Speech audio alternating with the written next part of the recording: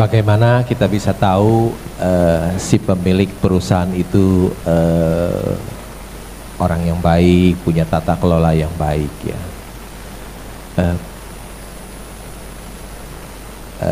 Salah satunya mungkin di laporan keuangan kita lihat banyak transaksi afiliasi nggak ya. Biasanya banyak transaksi afiliasi itu bisa merugikan pemegang saham minoritas. Kedua, dari pesaingnya ya, kompetitornya juga tahu perusahaan itu siapa sebetulnya, pesaingnya, kompetitornya tahu. Yang ketiga mungkin suppliernya juga tahu gimana perusahaan itu. Yang keempat rasanya karya juga tahu ya. Atau di koran-koran juga mungkin banyak cerita ya, banyak tahu, bisa cerita, para jurnalis juga bisa cerita. Atau ya kita ketemu langsung ya, kalau nggak ketemu langsung, oh nggak usah ketemu langsung lah, itu kan cuma sesaat. Kita bisa lihat dari track recordnya selama ini ya. Misalnya Intiland ya, sudah jadi perusahaan properti selama hampir 50 tahun. You pernah dengar nggak cerita yang buruk dari Intiland? Nggak ada.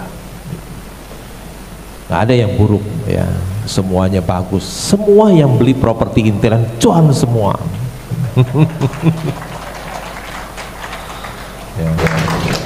Gampang, lihat track record masa lalunya aja ya.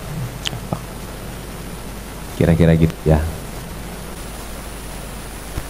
You cannot make a good deal with a bad person. Ingat perkataan dari Warren Buffett, you cannot make a good deal with a bad person. Engkau tidak bisa mendapatkan kesepakatan yang baik dengan orang yang buruk. Jadi kalau kita beli saham satu perusahaan, kalau kita tidak lihat pemilik, direksinya dan komisarisnya bukan orang yang baik, jangan beli ya. Kalau mereka orang yang baik, orang yang berjujur dan berintegritas, baru boleh beli ya, baru boleh beli. Next.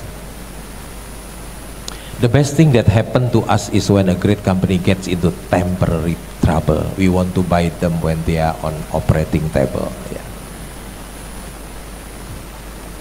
Yang terbaik adalah ketika company yang great company get into temporary trouble, kesulitan yang sementara. Ya.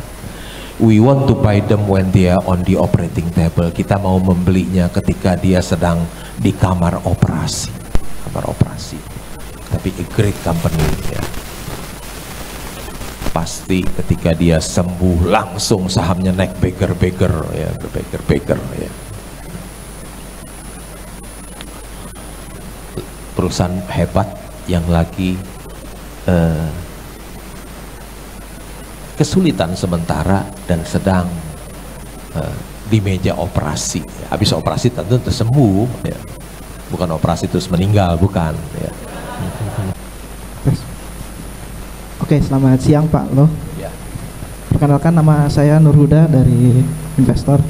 Yang mau saya tanyakan begini Pak, kan tadi Bapak nyebutnya tentang CAGR ataupun jajaran direksi komisaris. Nah, kan kita sebagai pemegang saham publik kan kita kan nggak pernah tahu Pak, bagaimana sih caranya itu para direksi dan komisaris itu sampai kedepannya itu baik-baik aja Pak. Soalnya kan selama ini banyak tuh yang baik-baik aja, tapi taunya pasti endingnya itu makin tambah jelek gitu Pak perusahaannya.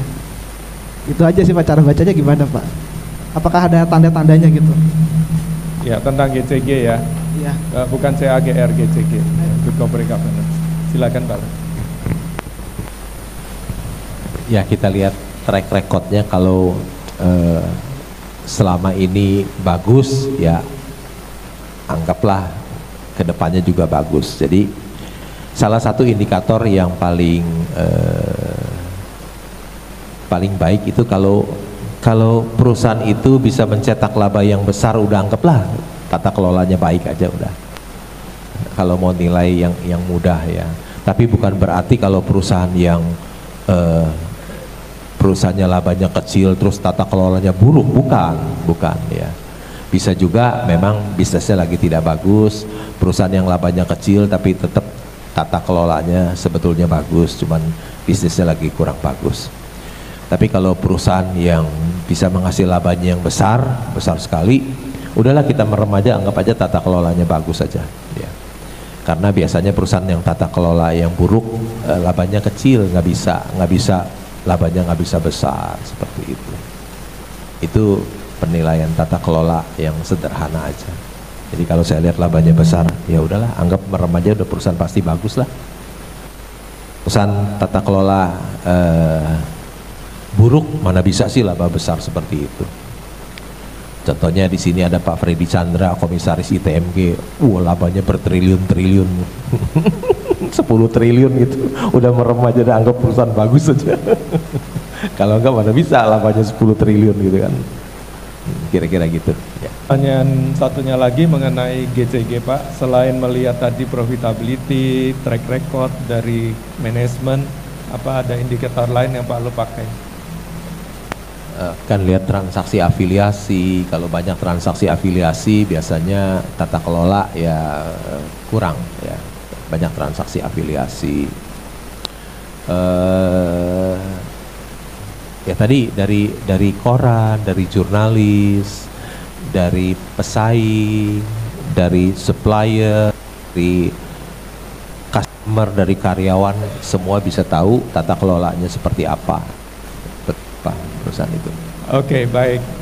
Ini koran Kontan 13 Februari, belum lama nih ya, baru berapa hari yang lalu, sekarang 16, 3 hari yang lalu. Dia bilang apa? Warren Buffett bilang, monyet bisa melakukan investasi sebaik penasihat keuangan Wall Street, yang tulis Kontan ya. Monyet bisa melakukan investasi sebaik penasihat keuangan Wall Street. Penasihat keuangan Wall Street sekolahnya pinter-pinter, hebat-hebat di universitas ternama. Monyet nggak pernah sekolah. Tapi riset mengatakan ya, monyet itu bisa melakukan investasi sebaik penasihat keuangan di Wall Street. Jangan terlalu percaya sama mereka ya. Jangan terlalu, wah ini orang hebat nih penasihat keuangan dari Wall Street. Jangan percaya. Warren Buffett bilang, monyet bisa melakukan investasi sebaik mereka. Monyet. Yang ngomong bukan saya. Yang ngomong orang yang sudah punya uang 100 miliar dolar terakhir. Gokil CNBC, Warren Buffett cuan gede 1.720 triliun dari Apple. Wih, hebat ya. Ada orang bisa cuan saham sampai 1.720 triliun dari saham Apple satu doang. Enak ya. Kalau Bapak Ibu jual bakmi, kira-kira bisa nggak cuan 1.720 triliun jual bakmi? Mau buka cabang 1.000 cabang di Indonesia juga nggak bisa. Jangan-jangan bukannya cuan malah rugi, bisa juga jadi rugi. Nikmat ya jadi seorang investor saham. Mau dagang apa?